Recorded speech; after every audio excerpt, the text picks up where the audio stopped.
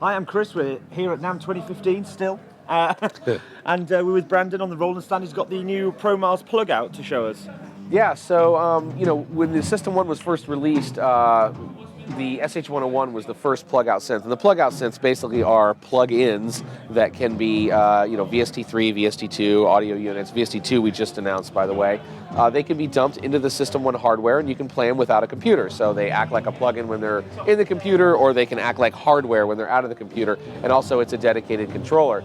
So the SH101 was the first plug-out synth that came with the with the System-1. The SH2 was announced recently to great fanfare and rave reviews, and then now we're announcing the Promars, which should be out maybe around March or so.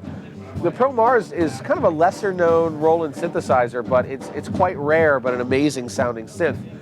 It came out late 70s and it was developed, carried through early 80s, and it's basically the precursor to the Jupiter, so it's kind of like a monophonic Jupiter 4, but with two oscillators per note. So it's really fat-sounding, very unique sound for Roland synthesizers. So even people who have the money to spend on them often can't find them because they're so rare. So this is a really great example of what's so great about plug-out and ACB. So we're super excited about this one. So when the plug-out format was sort of decided and it was released, with the SH101.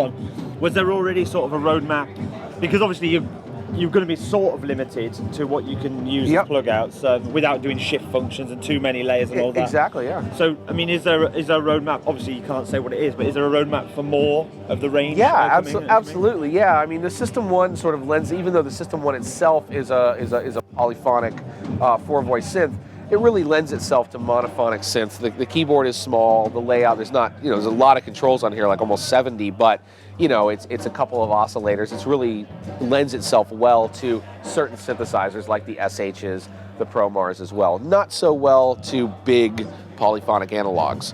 So, and does the plug-out, does it lend itself that format to, third parties outside of Roland's history? It's possible. I mean, well, first of all, we internally don't necessarily feel like plug-out has to be limited to classic Roland synthesizers. You very well might see things that have never been created before. New stuff, yeah. Absolutely. I mean, the ACB technology we can create anything with it.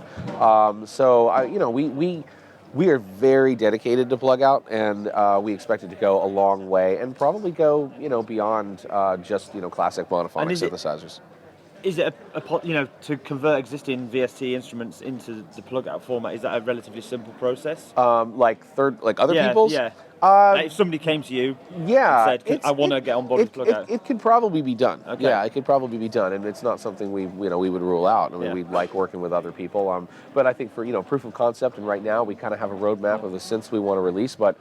There's quite a few synths to get through first before you get to that stage. Yeah, we have quite a legacy, for better or for worse. So, but I wouldn't rule out any of that. It's certainly possible. Okay, well, I think we're going to switch things up now, and you're going to go through a few of the presets, and so we can hear it for a bit. Okay. So.